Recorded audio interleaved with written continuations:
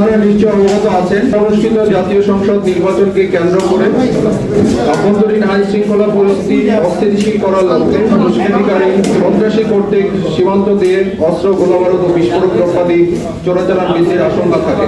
লক্ষ্যে আসন্ন ত্রয়োদশ জাতীয় সংসদ নির্বাচন উপলক্ষে অস্ত্র, গোলাবারুদ ও বিস্ফোরক দ্রব্যাদি চোরাচালানের সম্ভাবনা থাকায় বর্ডার গার্ড বাংলাদেশের সম্মানিত মহাপরিচালক মহোদয় চোরাচালান বন্ধে আমাদেরকে জোর নির্দেশনা প্রদান করেন।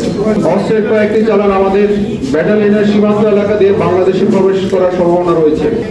তৎপ্রেক্ষিতে গত 8 জানুয়ারি 2026 তারিখে আনুমানিক রাত 9:40 ঘটিকায় আজমতপুর বিউপির একটি চৌকস টহল দল দায়িত্বপূর্ণ এলাকায় অভিযান পরিচালনা করে 182 3S হতে আনুমানিক 400 গজ বাংলাদেশের অভ্যন্তর হতে মালিকবিহীন 2টি বিদেশি ওয়ান শুটার ও 9 রাউন্ড গুলি উদ্ধার করতে সক্ষম হয়।